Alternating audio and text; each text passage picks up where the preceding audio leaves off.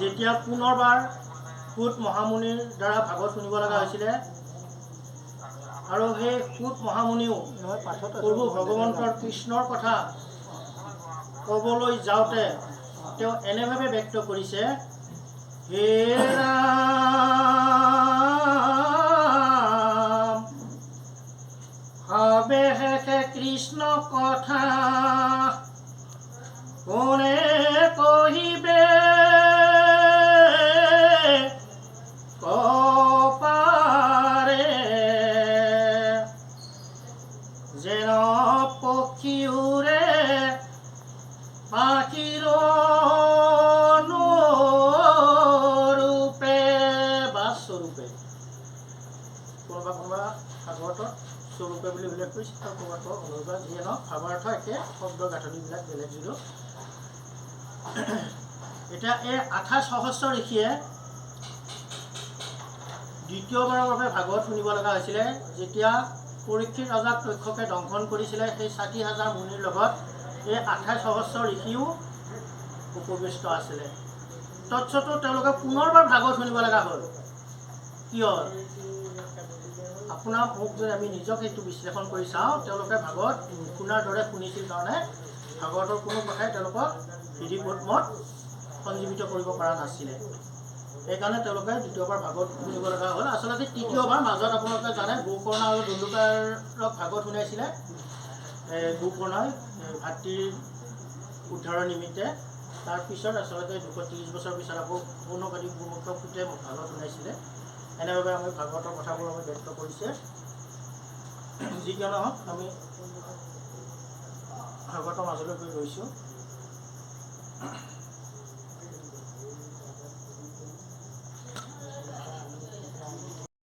ভাগৱতত হে জয় জয় কৃষ্ণ কৃপা হে ময় হে ঈশ্বৰ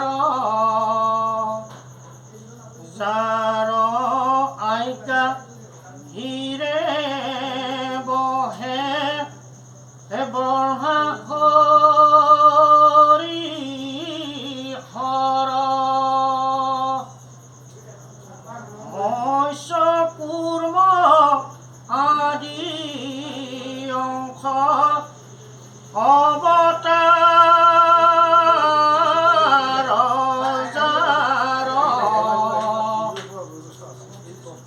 ঈশ্বৰ কৃষ্ণ কোটি কোটি নমস্কাৰ। নমো নমো মধুমুৰ হৰিপুম হৰি অন্ত্ৰজা পুত্ৰম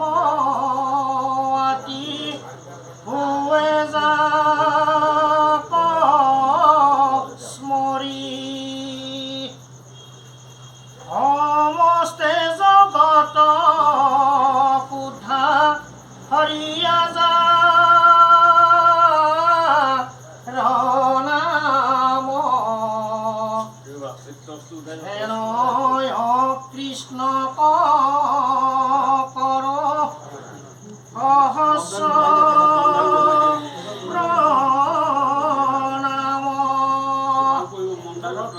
প্ৰভু ভগৱন্ত ভকতৰ নৱনিধি হৰি স্মৰণে আৰম্ভ সিদ্ধি পৰীক্ষিত মুখ্য কথা দ্বাদশ স্কন্ধৰ কৃষ্ণৰ চৰণে ভনে কৃষ্ণৰ কিংকৰ প্ৰথম স্কন্ধৰ পৰা দ্বাদশ পৰ্যন্তে পহিলা ৰাজা তমহা মুনীন্দ্ৰ মহন্তে সংক্ষেপে কৰিয়া উদ্ধাৰ ৰিয়া তাৰ সাৰ শংকৰে ৰচিলা কৃষ্ণ চৰিত্ৰ প্ৰয়াৰ। এয়া হ'ল মংগলাচৰণ। আমি ক'ব লগা নাই, তথাপি বহি থাকিলে বেয়া লাগে কাৰণ আমি দুই এটা কথা কৈ যাম। আৰু ইয়াতে এটা ধুনীয়া কথা কৈছে, জয় জয় কৃষ্ণ কৃপা ময় মহেশ্বৰ যাৰ আজ্ঞা শিলে বহে ব্ৰহ্মা হৰি হৰ। প্ৰশ্নটো এটা আহিব পাৰে, ব্ৰহ্মা প্ৰভু ভগৱন্তৰ আজ্ঞাত চলে, আমি সমস্ত জনাই জানো। হৰো চলে,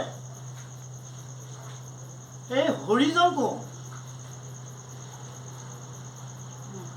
যদি হৰিজন আপোনালোকে জানে কথাখিনি, তথাপি কৈছোঁ আমি। আমাক বহুত জেগা আমাৰ এইটো প্ৰশ্ন আমাক পাওঁ, তাৰমানে এই হৰিজন কোন? কৃষ্ণৰ আজ্ঞাত কৃষ্ণই নাচে নেকি? যাৰ আজ্ঞা শিৰে বহে ব্ৰহ্মা হৰি হৰ। গীতাত সুন্দৰভাৱে ইয়াৰ কথা উল্লেখ কৰিছে। কাক? অৰ্জুনক। হে ৰাম অন্য বাৰ অৱতাৰ কিছু অংশ কিছু কলা, হে মই ব্ৰহ্ম পূৰ্ণ নাৰায়ণ। এই যে মই তোমাৰ আগত থিয় হৈ আছো, এইজনে মই নাৰায়ণ, য'ত সৃষ্টিৰ আদিত মই আছিলোঁ। আমাৰ প্ৰশ্ন এটা আহে, হয়নে নহয়? এই হৰিজন কোন? যদ্যপি ভজনীয় তিনিও ঈশ্বৰ, বিষ্ণুকে সিদ্ধি মনীশ্বৰ। সেই বিষ্ণুজন কোন? কাৰণ পালন কৰা বিষ্ণুজনক তেওঁৰ সৃষ্টি কৰিয়ে থৈছে। সেই নাৰায়ণজন নহয় কিন্তু, কাৰণ গীতাত স্পষ্টকৈ ইয়াৰ সিদ্ধান্ত দাঙি ধৰিছে। যিবিলাক মই অৱতাৰ ধৰি আছিলোঁ, এইবিলাক হ'ল মোৰ কিছু অংশ আৰু কিছু কলা। আপোনালোকে জানে বিভূতি যুগ, আপোনাৰ কৃষ্ণৰ কলা অৱতাৰ, বিভূতি অৱতাৰ আৰু মুখ্য অৱতাৰ এনেকৈ কয়। গীতাত ধুনীয়াকৈ কথাখিনি আছে, সেইকাৰণে কথাখিনি মই দাঙি ধৰিছোঁ। ইয়াত ব্ৰহ্মা বিষ্ণু মহেশ্বৰ, মহেশ্বৰ হয়নে? ইয়াতে এটা ধুনীয়াকৈ কৈছে, যাৰ আজ্ঞা শিৰে বহে ব্ৰহ্মাও নাচে, হৰিও নাচে, হৰো নাচে। হৰ বাৰু বুজি পালোঁ, ব্ৰহ্মাও বাৰু বুজি পালোঁ। এই হৰিজন কোন? এই সৃষ্টি কৰা তিনিজনৰ ভিতৰত হৰি। হৰি, সেইকাৰণে কৈছে সৃষ্টি কৰাজন হৰি। আকৌ এইজন হৰিক তেওঁ বোলে গীতাত কৈছে অন্যবাৰ অৱতাৰ ধৰন্ত ঈশ্বৰে কৃষ্ণে কিছু অংশ কিছু কলা। মই যে অৱতাৰবিলাক ধৰিছিলোঁ, কিছু অংশ অৱতাৰ আছিল, কিছু কলা অৱতাৰ আছিল আৰু কিছু বিভূতি অৱতাৰ আছিল, লীলা অৱতাৰ আছিল। আৰু মই তোমাৰ আগত যে এইজন আছোঁ, মই সেইজনে হ'ল এইজন। কোনজন? বোলে নাৰায়ণ, সৃষ্টিৰ আগত যিজন আছিলোঁ। কৃষ্ণ। আমাৰ মানে ভুলবিলাক অকণমান হৈ থাকে যে, নিচিনা আপুনি আৰু এটা সংযোজন দিব পাৰিব। এই যিজন অনন্ত কোটি ব্ৰহ্মাণ্ডৰ হৰি অধিকাৰী, সেই হৰিজন কিন্তু এইজন হৰি নহয়। এই যাৰ আজ্ঞা শিৰে বহে ব্ৰহ্মা হৰি হৰ, এইজন হৰি কিন্তু সেই অনন্ত কোটি ব্ৰহ্মাণ্ডৰ হৰি অধিকাৰী বুলি কৈছে যে অনাদি অনন্ত।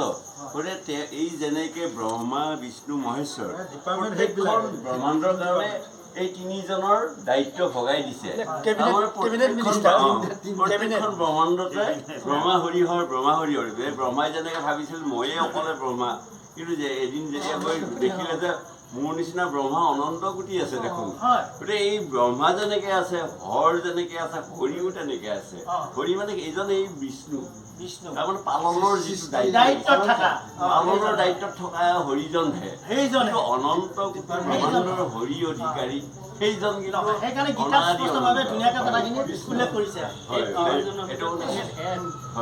এই তিনিজনৰ ভিতৰত তেখেত হেড আছে।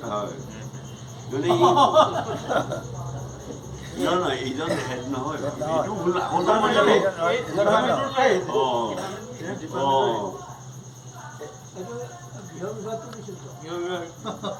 এতিয়া আহিল আমাৰ 28 সহস্ৰ ঋষি।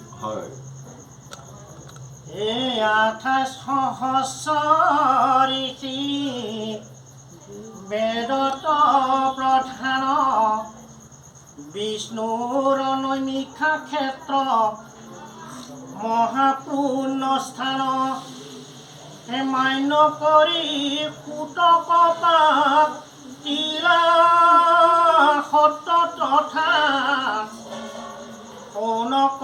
মুখে শুনে ভাগৱত কথা।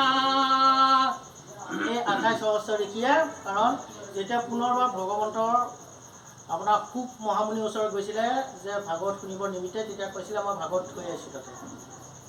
বোলে ক'ত থৈ আহিছোঁ? সুতৰ কণ্ঠ।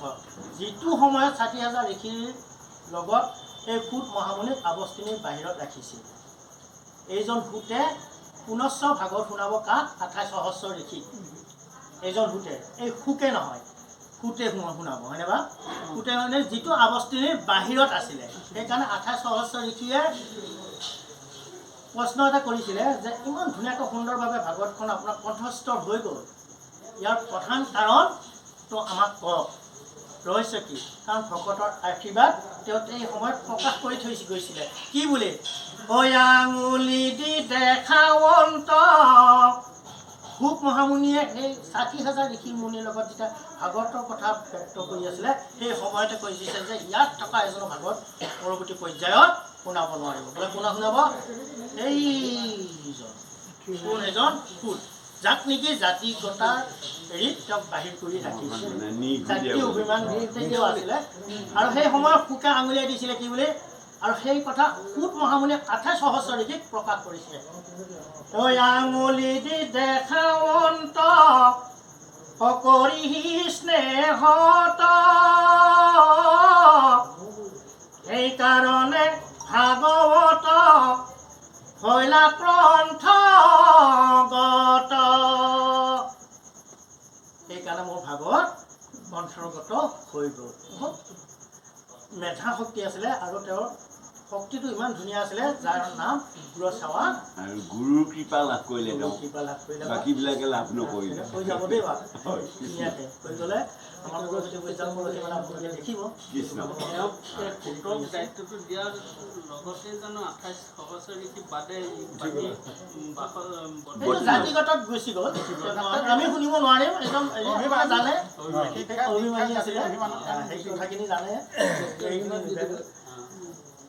কৃষ্ণ তাৰ পৰৱৰ্তী পৰ্যায়ত পদে আমাক কি কয় আমি আলোচনা কৰি যাওঁ সকলোৰ লগত ধুনীয়াকৈ। হে পৰম পাতকী কলি কৌনক বদতি শুনা সুত মহামানী, পৰম পাতকী কলি পাইলেহে নজানি। এই কলিযুগ আৰম্ভ হ'ল। কোনে আৰম্ভ কৰি কথাষাৰ ব্যক্ত কৰিছিলে? যিজনক তেওঁলোকে আকৌ এজন ছেক্ৰেটেৰী পাতি দিছিলে, সৌনক, যাৰ কথাত পাৰদৰ্শিতা আছে। তেওঁ কৈছে সৌনক বদতি শুনা সুত মহামানী, পৰম পাতকী কলি পাইলেহে নজানি। তেওঁলোক কিন্তু বেদশাস্ত্ৰত বহুত পাৰ্গত আছিল দেই। আৰম্ভিলো যজ্ঞ আকি সহস্ৰ বৎসৰ, হোমে ধুমে ধূম্ৰ বৰ্ণ হৈল কলেবৰ। কলিযুগ পালে আমি জানিলোঁ, কিন্তু সেই জানি শুনি যে আমি সেই যাগ যজ্ঞ হোমৰ ব্যৱস্থাপনত আমি বৰ্তি আছিলোঁ, তাৰ দ্বাৰা আমি উপকৃত হ'ব নোৱাৰোঁ, যাৰ ফলত আমি নিজৰ দেহাটোৱে ক'লা পৰি গ'ল। ধুমে ধুমে ধূম্ৰ বৰ্ণ হৈলেও কলেবৰ, নিজ মুখে ব্যক্ত কৰি দিলে। যিটো কৰ্ম কৰোৱাত নাহিকে বিশ্বাস, আপোনাৰ আয়ু কৰিল বেঠে নাশ। যিটো কৰ্ম আমি আজি 28 বছৰ ঋষিয়ে কৰি আছিলোঁ ইমান বছৰ ধৰি, সেই কৰ্মটোৰ দ্বাৰা আমি যে একো উপকৃত হ'ব নোৱাৰিলোৱে, বৰঞ্চ কি হ'ল আমাৰ আয়ুসবোৰ ক্ষয় হৈ গ'ল, নিজৰ আয়ুসটো নিজে ক্ষয় হৈ গ'ল। ইয়াৰ দ্বাৰা আমাক তত্ত্বটো দিছে। গতিকে আমি কি কৰা উচিত? তেওঁলোকে সেই সময়তে নোৱাৰিলে আৰু আমি এইটো সময়তো আমাৰ কৰি আছে, আমি পাৰিম জানো? সংক্ষেপে সম্প্ৰতি তুমি চিন্তি মহাহিত, পৰায়ুক প্ৰাণ কৃষ্ণ চৰিত্ৰ অৰ্মিত। স্পষ্টভাৱে আমাক এটা বিধান দিয়া, সমস্ত লোকক উপকৃত হ'ব পৰাকৈ কৃষ্ণৰ কথা আমাক শুনোৱা। প্ৰাণ কৃষ্ণ চৰিত্ৰ অৰ্ণিত পৰম ঈশ্বৰ কৃষ্ণ দেৱনাৰায়ণ তান মহাভক্তি ইত শ্ৰৱণ কীৰ্তন। কাৰণ সেই সময়ত ৬০,০০০ ঋষিৰ লগত এই ২৮ সহস্ৰ ঋষি আছিল নহয়। তেতিয়া আহু কাৰণে পহুৰ কাৰণে শুকৰ পৰা শুনিছিল নহয়, কাৰণ তেওঁক কৈছিল নহয়, হে নালাগে যাই বাক ৰাজা। শুকে কৈছিলে পৰীক্ষিত, কোনো তপোবনে গৃহতে থাকিয়া কৰা শ্ৰৱণ কীৰ্তনে গৃহস্থিৰ মুখ্য ধৰ্ম এহি মানে হাৰ শ্ৰৱণ কীৰ্তনে তৰুক সংসাৰ। কাৰণ ৪টা ঋষিয়ে যেতিয়া ৪টা বিধান দিছিলে, কোনোৱে ক'লা তপ কৰা, কোনোৱে ক'লা ব্ৰত কৰা, কোনোৱে ক'লা যজ্ঞ কৰা, কোনোৱে বোলে দান কৰা।